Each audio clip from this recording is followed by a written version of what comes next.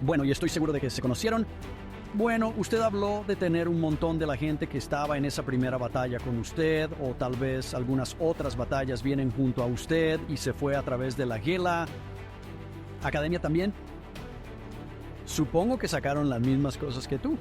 Sí, de hecho quiero decir, tenemos tantas historias de éxito que podría conectar los puntos y decir, esto es, ya sabes, tenían alguna génesis o algún nexo con Americans for Prosperity. Por ejemplo, nuestra actual comisionada del condado, la primera mujer comisionada del condado de Utah, segundo condado más grande del estado, es actualmente Amelia Towers Gardner, que hizo la formación Gila conmigo. Creo que la tuviste en el podcast. Y ella estaba en el programa, ¿sí? Sí, y antes de eso era la secretaria del condado. Así que presidir las elecciones y el presupuesto, y ahora esas oficinas están separadas. Pero de todos modos, ya sabes, tengo un montón de amigos que son impulsores y agitadores. Los estadounidenses son capaces de lograr cosas extraordinarias cuando tienen la libertad y la oportunidad de hacerlo. Esto es American Potential, y aquí está su anfitrión, Jeff Crank. Bueno, gracias por acompañarnos en otro episodio de American Potential. Ya saben, cuando la gente es joven y planea su futuro, se oye hablar mucho de los sueños de ser profesor, policía, ama de casa. Pero ¿cuántas veces oyes a alguien decir, quiero meterme en política o quiero ser cargo electo? No muy a menudo. Tal vez solo un puñado. Sí, claro. Algunos van a la universidad, se licencian en ciencias políticas y saltan a la arena política. Pero otros encuentran un camino diferente para hacer de la política un trabajo a tiempo completo. Ahora bien, a menudo empieza cuando encuentran una barrera gubernamental y luego se quedan notar más barreras que hay que romper para ampliar la libertad o las oportunidades de las personas. Pero algunos quieren dar un paso más y no limitarse a trabajar en política, sino servir en política representando a su comunidad. Así que deciden presentarse a las elecciones. Pues bien, la invitada de hoy comenzó su andadura en la política cuando se involucró por un asunto local. Poco después empezó a trabajar para Americans for Prosperity. Y ahora ha sido elegida senadora del estado de Wyoming. Quiero dar la bienvenida a Heidi Valdieri, que es la nueva senadora estatal por el Distrito 22 de Utah. Heidi, bienvenidos al programa. Muchas gracias, Jeff. Es genial estar aquí, Jeff. Sí, así que en primer lugar, felicitaciones. No he hablado contigo desde que te convertiste en senadora estatal. Ahora tengo que llamarte senadora en vez de Heidi, por educación. Pero te felicito, esta es realmente una gran historia. Lo es. Así que, ya sabes, para mí, me encanta contar historias como esta porque es la historia de alguien que se implicó y dio el siguiente paso lógico y el siguiente paso y el siguiente paso. Y, sabes, parece que hiciste todo esto por las razones correctas. Tú sabes, hay mucha gente que se presenta a cargos políticos y lo hace porque quiere, ya sabes, estar en alguna oficina o quieren hacerlo. Parece que realmente, de verdad, se involucraron en primer lugar para hacer del mundo un lugar mejor, ¿verdad? Y para eliminar algunas de esas barreras. Pero con el tiempo, mejoraste en ello, aprendiste, hiciste conexiones, y esta oportunidad se abrió y la tomaste, ¿verdad? Exactamente. Cuando eras pequeño, ¿qué querías ser? ¿Alguna vez pensó en ser funcionario electo? No, en absoluto. No. ¿Qué querías ser de joven? Cuando era joven quería ser profesora y lo fui. Y luego pienso que más tarde en la vida, después de la universidad, al cabo de unos años pensé que me gustaría ser diplomático. No tenía ni idea de cómo iba a ser. Pero esas son las cosas que pensé que podría estar haciendo. Sí. Así que, y fuiste madre. Sé que tienes familia, he conocido a algunos de tu familia. ¿Qué fue lo primero que le hizo decir, sabes qué, quiero participar? Quiero decir, ¿siempre te han preocupado los temas políticos o la política o fue algún tema el que realmente te impulsó? Bueno, en cuanto a ser un buen ciudadano, siempre fue importante para mí en su día. Un poco me data, pero estamos suscritos al periódico impreso, lo leemos a diario y votamos en todas las elecciones. Hice mis deberes, investigué y pensé que eso era suficiente en su día. Sí, hasta que no lo fue. ¿Qué hizo que no fuera suficiente? ¿Que lo que finalmente te hizo decir, sabes qué, tengo que entrar en la arena aquí? Bueno, fue en el otoño de principios del otoño de 2014 y coincidió con el año en que mis 4 hijos estaban en la escuela. Día completo por primera vez. Me encontré con un poco de tiempo discrecional y había un gran problema local con la reubicación de la prisión. Y pensé, iré a una reunión en una casa de campo, ni me imaginé repartiendo folletos o algo muy simplista. Y eso no es lo que ocurrió en absoluto. ¿Y qué pasó? Así que fui a esta reunión. Me enteré de que íbamos a organizarnos y ya sabes, pasamos de reunirnos en casa de alguien, ya sabes, un grupo de nosotros. Y entonces, ya sabes, al final del día, ya sabes, las cosas perdieron fuerza y algunas personas abandonaron. Pero había un núcleo de nosotros. Habíamos combinado 2 ciudades que estaban en la lista corta. Y nos dimos cuenta de que uniendo y combinando nuestros esfuerzos íbamos a tener más éxito. Y nos reuníamos semanalmente en el domicilio de esta persona, a menudo más de una vez a la semana según sea necesario. Creamos una página en Facebook. Básicamente, lo que ahora sé que es la ventaja comparativa, utilizó los puntos fuertes de cada uno y les asignó tareas de esa manera. Construimos una carroza para un desfile. Seguimos las reuniones de las comisiones, nos presentamos en el Capitolio, organizamos una concentración de protesta. Y lo que pensé que iba a ser una simple tarea de repartir folletos se convirtió en mucho más. Sí, y eso parece. Ya sabes, eso es algo que probablemente nunca te imaginaste haciendo y lo aprendiste sobre la marcha. Sí, claro, probablemente tendrías estas reuniones y dirías, bueno, necesitamos tener una página en Facebook. ¿Y quién es bueno en Facebook? Pues sí, ¿de verdad fue así? Realmente lo es. Tuvimos un tipo que, ya sabes, empezó a hacer, creo, contenido de video. Y, ya sabes, me encontré siendo citado en el periódico y ser invitado a un programa de radio y salir en la tele y en artículos de prensa. Y eso no estaba en mis antecedentes en absoluto, pero se convirtió en parte de mi nueva persona porque adquirí las habilidades que necesitaba para hacer el trabajo. Sí, a medida que pasabas por ello. ¿Alguna vez pensaste que esto era divertido? ¿O fue siempre monotonía y trabajo? No, realmente me motivaba la perspectiva de ayudar. Siempre he tenido vocación de servicio. Serví en una misión de servicio para mi iglesia durante 1 año y medio en un país extranjero. Llevé a cada uno de nuestros 4 hijos en misión de servicio durante 2 semanas y media a países empobrecidos fuera del nuestro. Cuando el huracán Katrina pasó por mi zona, tenían un montón de evacuados de Luisiana a llegar a Camp Williams, cerca de donde estábamos, y organicé recursos durante 2 meses. Trabajé con la FEMA, la Cruz Roja y el campamento Williams, y básicamente conseguí que todas las ciudades de los alrededores se implicaran para ayudar a los desplazados por aquel trágico suceso. Y así.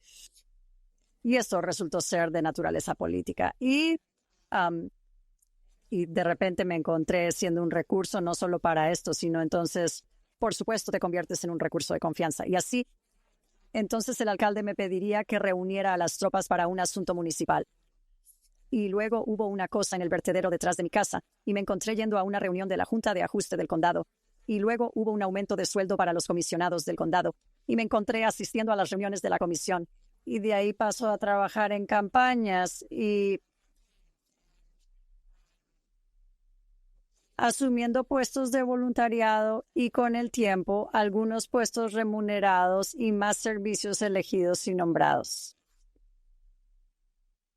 Sí, así que realmente creció a partir de, ya sabes, esa primera reunión que decidiste seguir adelante o ir y luego, ya sabes, solo Supongo que pequeño proyecto tras proyecto luchando esa primera batalla, y luego pasaste de eso a otras batallas. Y estoy seguro de que usted construyó una especie de ejército a la derecha que vino junto con usted.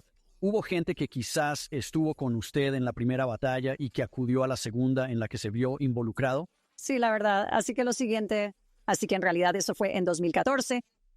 AFP Utah, el equipo de Americans for Prosperity. A Utah en 2015. Y por supuesto, nuestro antiguo director estatal de Utah, Heather Andrews. Ella en ese momento vivía más o menos a 1 milla de mi casa, así que ella me llevó de inmediato y empecé a ser voluntario allí. Y pude beneficiarme bastante pronto de algunos de los recursos que tenía la organización. En particular, la Grassroots Leadership Academy fue una gran parte de mi viaje. Pasé por los 3 niveles de esa formación con el nivel 3, terminando haciendo eso en Washington, D.C. Y algunas de esas personas que eran el núcleo de esta lucha comunitaria se presentaron a las elecciones municipales y algunas de ellas siguen en activo. Y uno se ha convertido recientemente en representante estatal. Así que, ya sabes, realmente por involucrarme. Para mí al menos fue muy orgánico. Y sé que para algunos de mis otros amigos también fue un viaje orgánico en el que no eran politécnicos. Yo, desde luego, no. Mis estudios universitarios y de posgrado no tenían nada que ver con la política y creo que una vez lo que me mantuvo en la contienda fue que sé demasiado, no puedo ir a ninguna parte. No puedo fingir que no lo sé. Alguien tiene que sostener la linterna. Y así ha sido desde entonces. Y creo que otra cosa importante para mí fue el lugar y las circunstancias. Así que en el estado de Utah tenemos algo único que no había experimentado en los otros lugares en los que he vivido en mi vida. Crecí en la bahía este de San Francisco. Más tarde se trasladó Fui a la universidad en Utah, pero luego me trasladé al estado de Washington. Viví en el este de Washington. Viví un tiempo en Pensilvania, Idaho. Pero una de las cosas a las que me expuse de nuevo a través de mis aventuras en la política en Utah fue el sistema de caucus y convenciones que permitía a los delegados participar activamente en el proceso político, mientras que en un estado como California, donde yo crecí, ya sabes, era a quien conocías o si podías pagar para jugar, así que nunca se me ocurriría participar en ese tipo de estados. Así que creo que el privilegio único que tenemos en nuestro estado de participar y exigir responsabilidades a nuestros cargos electos, de hablar con ellos cara a cara, es algo que he hecho desde mi infancia. Senador de los EUU, hasta mi alcalde y concejales que me conocen por mi nombre y responden a mis mensajes, que es solo un regalo que estoy muy agradecido por. De acuerdo. Bueno, has hablado un poco de la Fundación Americans for Prosperity y de tomar esa academia de liderazgo de base. Tomaste el nivel 1, 2 y 3, que son los 3 niveles que ofrecen. ¿Qué crees que te dio en cuanto a conjuntos de habilidades y, ya sabes, más herramientas para llevar a la lucha? Bien, algunas de las cosas que los americanos por la prosperidad tenían y tienen eso. Realmente considero antes de Americans for Prosperity llegó al estado. Había, ya sabes, un montón de grupos dispares que, ya sabes, tal vez uno era pro vida, otro era de la segunda enmienda. Integridad electoral tenía solo un puñado de gente no muy organizada o solo una cuestión específica sin muchos recursos. Y lo bonito de Americans for Prosperity es que de repente tuvimos acceso a estos recursos como I-360 llamadas y I-360 caminatas para las campañas o campañas de educación y recursos para realizar eventos. Y fue solo. Bueno, sigue siendo algo que creo que la convierte en la principal organización de base del estado y probablemente también de otros estados. Es disponer de todos estos recursos en un solo lugar. Y aunque no cubrimos todos los temas, lo que siempre, ya sabes, utilizado como una herramienta de reclutamiento fue, ven, déjanos ayudarte a que seas mejor y más eficaz para que puedas salir y y ser el mejor en lo que sea tu pasión particular. Así podrás transferir esas habilidades a cualquier parte. Y como organización no partidista, creo que es algo hermoso poder ofrecerlo sin coste alguno como organización sin ánimo de lucro, o sea, a cualquiera que quiera participar. Sí. Bueno, y estoy seguro de que se conocieron. Bueno, usted habló de tener un montón de la gente que estaba en esa primera batalla con usted, o tal vez algunas otras batallas vienen a tu lado. Pasó por el GILA, Academia también. Supongo que sacaron las mismas cosas que tú. Sí, de hecho quiero decir, tenemos tantas historias de éxito que podría conectar los puntos y decir que esto es, ya sabes, tenían alguna génesis o algún nexo con Americanos por la Prosperidad. Por ejemplo, nuestro actual comisionado del condado, primera mujer comisionada del condado de Utah, el segundo más grande del estado. Actualmente es Amelia Towers Gardner, que hizo la formación GILA conmigo. Creo que la tuviste en el podcast. Y ella estaba en el programa, ¿sí? Sí, y antes de eso era la secretaria del condado, así que presidir las elecciones y el presupuesto. Y ahora esas oficinas están separadas. Como sea, tengo muchos amigos que son personas influyentes que han participado activamente en la organización y siguen haciéndolo en menor escala. Lo malo es que una vez que te involucras en otras cosas, a veces te quitan el tiempo que puedes dedicar al voluntariado con el grupo. Pero incluso a lo largo de los años en los que estuve, un año fui elegido para ser secretario durante 2 años por Utah, Partido Republicano del Condado como su secretario. Así que estuve muy ocupado durante esos años. Así que, ya sabes, quizás no entraría tan a menudo como solía hacerlo, pero en ningún momento tuve deseos de dejar la organización. Siempre quise estar en contacto y asistir a los actos en la medida de lo posible. Me encanta que con su Fundación AFP tienen el componente educativo en el que puedes aprender sobre política exterior o sobre el tema del día y sentir que puedes obtener buena información. Hacen el campamento legislativo anual, que es un gran lugar donde me gusta animar a la gente a ir antes de que comience la sesión legislativa para que puedan sentirse cómodos y darse cuenta de que es solo un edificio y esto es lo que hacemos y así es como se navega y no da miedo y abrirlo. Y realmente educando a la gente, haciendo que se sientan como en casa, en un lugar donde deberían estar cómodos. Así que después de hacerte voluntario, pasaste por las clases de GILA, decidiste convertirte en miembro del personal de Americans for Prosperity y lo hiciste. Hiciste un gran trabajo en ese papel. Hiciste muchas cosas buenas. Americans for Prosperity participó en muchas grandes victorias políticas durante ese tiempo. ¿Cuáles son algunos de los mayores logros de los que se ha sentido partícipe? Ya sabes, en Utah y tal vez incluso a nivel nacional, mientras eras personal de Americans for Prosperity. Así que recuerdo que luchamos contra la subida del impuesto sobre la gasolina en 2018. Trabajamos muy duro para impedir la iniciativa de aumento del impuesto sobre las ventas. Nuestras escuelas ahora. Ganamos esa lucha. Luchamos contra la expansión de Medicaid. Nos opusimos a los mandatos OSHA de Biden. Hemos bajado varias veces el tipo del impuesto estatal sobre la renta. Este año, finalmente conseguimos que se aprobara la elección de escuela. Una de las cosas más importantes que hicimos fue ayudar a reelegir al senador estadounidense Mike Lee, haciendo más de 400,000 llamadas telefónicas solo para su elección. Ayudamos a aprobar un proyecto de ley de economía colaborativa que ayudaría a dar prestaciones portátiles a personas como los conductores de Uber, trabajadores de la economía colaborativa.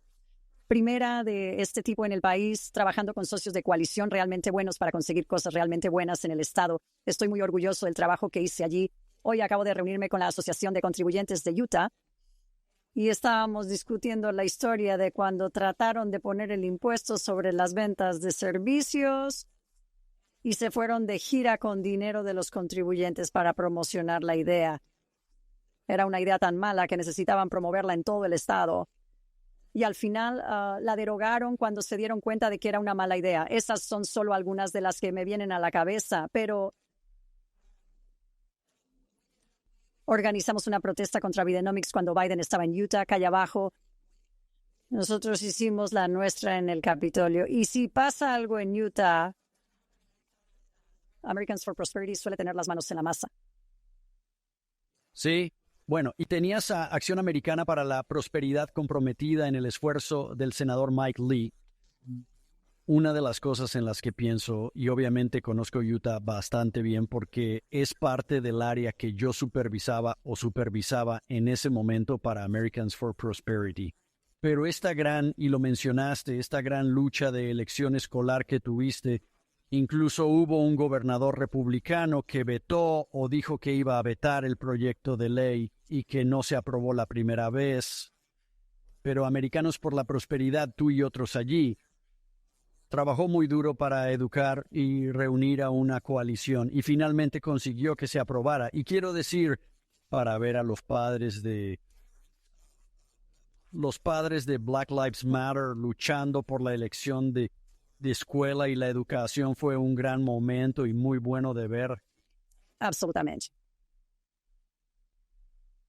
Sí.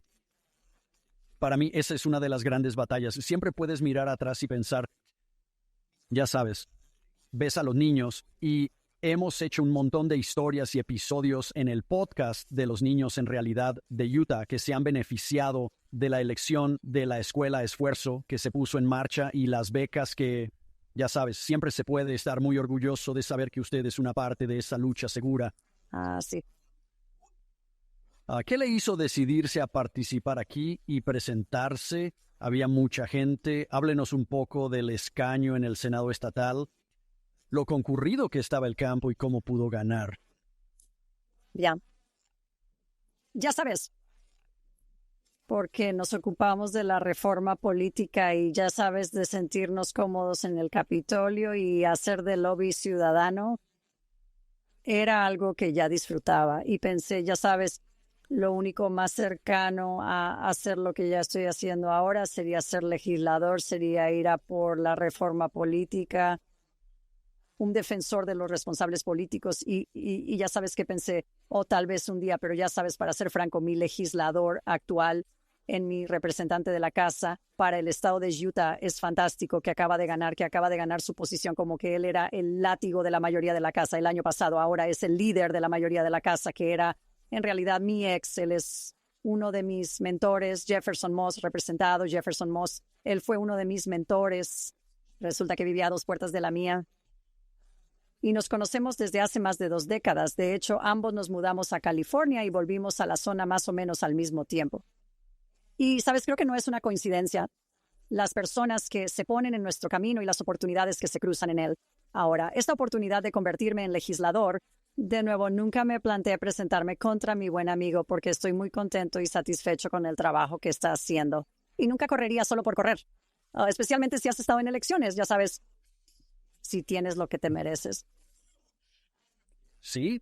Así que nunca me lo planteé. Y en lo que respecta a nuestro senador o a nuestro escaño en el Senado, en realidad le ayudé cuando se presentó para que nuestro ex senador se presentara a la Cámara, cuando se presentó por primera vez para estar en la Cámara de Representantes. Y pensé, ya sabes, va a estar ahí todo el tiempo que quiera. Y así, como sabes, es muy difícil desbancar a un titular. Por eso no preví que habría ninguna oportunidad. Yo no era, ya sabes, ambiciosos o deseosos de trasladarse a otro lugar. Solo me alegra apoyar a los que ocupan cargos y abogar por buenas reformas. Y entonces mi antiguo senador dimitió a mitad de mandato y me encontré en posición de hacer algo que pensé que haría algún día, y ese día llegó mucho antes de lo previsto, así que aproveché la oportunidad. Es muy atractivo no tener un titular en ese puesto. Y mucha otra gente pensaba lo mismo. Al principio éramos 14. Uno abandonó. Así que uno de mi ciudad, Saratoga Springs, abandonó. Así que había 13. Y con esos 13 candidatos yo era una especie de atípico. La mayor parte del distrito es la ciudad de Lehigh. Y nuestro distrito abarca parte de Saratoga Springs, parte de Lehigh, parte de Eagle Mountain, una pequeña porción de Draper que está en el condado de Salt Lake, así que tenemos 2 condados en estas ciudades. Y yo soy de Saratoga Springs y los otros 12 candidatos eran todos de Lehigh. Así que tuvimos un ex legislador en la mezcla. Tuvimos a la hija del anterior presidente de la Cámara, la primera mujer presidente de la Cámara. Tuvimos, ya sabes, 20 años de ese grupo de presión allí. Hay algunos muy bien financiados, tipos multimillonarios ahí dentro. Algunos defensores realmente apasionados que solo querían marcar la diferencia. Fue una carrera muy competitiva, pero creo que ayudó a todos a mejorar, o al menos a mí, porque sabía que tenía una dura competencia. Y así, tras 6 rondas de votaciones, salí ganando. Sí, eso es genial. Y puedo decírtelo, estoy seguro de que en un comité de vacantes como ese, tu experiencia de base, ¿verdad?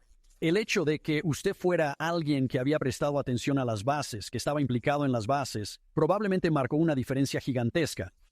Y es mucho mejor que ser millonario en una carrera así. Prefiero ser la persona de base, ¿no? Absolutamente. Sí, esa es la cuestión. Al fin y al cabo, pues, algunos de los recién llegados no tenían la experiencia o las relaciones necesarias, no solo con la comunidad de base, sino con los socios de la coalición, con los legisladores que tenía, ya sabes, crecido orgánicamente y desarrollado a lo largo de, ya sabes, a largo plazo. Usted sabe, la última década, básicamente, de estas pequeñas y simples cosas de aprovechar las oportunidades para servir como lo hice. Yo no me desperté un día como otros. Y yo les aplaudo, ¿no? Y cualquiera que se lance al ruedo merece mi respeto. Pero creo que eso para mí marcó la diferencia en una dura competición. Eso fue lo que marcó la diferencia. Sí, creo que es correcto. ¿Qué espera conseguir mientras esté en el Senado estatal? ¿Qué le gustaría que cambiara? Bien. Ya sabes, el primer año ya tengo 2 expedientes de facturas abiertos. La primera es en realidad una ampliación de una ley muy buena que los Americans for Prosperity se asociaron con Libertazón, un proyecto de ley de emprendimiento juvenil. Entonces, las leyes existentes, se dice, ya sabes, supongo que el apodo de esta ley es la ley de la limonada, ¿verdad? Bien, los niños no deberían tener que tener una licencia comercial para ir a vender cromos de Pokémon o chocolate caliente o limonada o lo que sea. Es cierto, no deberían tener ese tipo de cargas onerosas cuando son niños. Y así se aprobó esa ley. Y lo que mi ley o lo que mi perdón no es una ley todavía, pero esperemos que lo que haría mi proyecto de ley es ampliar que de 17 años a 8. Bueno, originalmente, cuando lo envié al abogado del proyecto, dije que sea de 18 años. Porque sí, ya sabes, todavía tenemos chicos de 18 años en el instituto, aún viven en casa, aún no son adultos. Deberían beneficiarse de lo mismo que el resto de los jóvenes. Y entonces conocí a uno de mis legisladores en la casa. Estábamos hablando con él sobre el proyecto de ley y dijo, bueno, sí, no me gradué hasta los 19. Y pensé, tenemos que volver a los abogados. Tenemos que cambiarlo a 18 o todavía en la escuela secundaria. Y no estamos hablando de institutos para adultos. Hablamos del instituto tradicional y eso es lo que hará el proyecto de ley. Y estoy bastante seguro de que podríamos conseguir que otras personas estuvieran de acuerdo en dejar que los niños experimenten y sean emprendedores sin esas pesadas regulaciones. Y luego el segundo expediente de ley que he abierto tiene que ver con dar básicamente a la gente la capacidad de cambiar realmente, cambiar las cosas de las iniciativas de bonos de impuestos sobre las ventas, así como la ley es actualmente en el estado de Utah. Si quieres hacer un referéndum sobre un bono del impuesto sobre las ventas, tienes que conseguir uno de cada 5 o el 20% de los votantes registrados que firme su petición y tiene 30 días para hacerlo. Bueno, eso es casi imposible. Ahora bien, estoy de acuerdo en que debería ser difícil. Por lo demás, ¿por qué tenemos un gobierno representativo? ¿Por qué tenemos cargos electos? Debería ser suficientemente difícil. Así que decidimos mantener el umbral en el 20% de los votantes registrados, pero pensamos que era necesario ampliar ese plazo a 60 días para dar a la gente una oportunidad de luchar. Y ese es el segundo archivo de facturas que he abierto. Y luego tengo algunos otros en las salas, pero esos 2 están avanzando. Bueno, eso es genial. Y ya sabes, es genial ver esta historia, ya sabes, de principio a fin ya sabes, espero que inspire a otras personas. Y ese es realmente el punto. Espero que de este episodio de nuestro podcast es inspirar a la gente a tomar el mismo viaje que usted tomó bien. Y empiezas con ese primer paso, es como, no me gusta lo que está pasando. Voy a involucrarme y mira por dónde terminó para ti. Así que realmente aprecio que te tomes el tiempo, Heidi, y unirse a nosotros. Y háganos saber cómo podemos ayudarle. Esperamos que sea una AFP política en el legislatura del estado de Utah. Así que gracias por estar con nosotros. Gracias por su tiempo hoy. Gracias por escuchar American Potential. Puede escuchar más historias de estadounidenses que trabajan cada día para ampliar la libertad y las oportunidades en sus comunidades visitando americanpotential.com.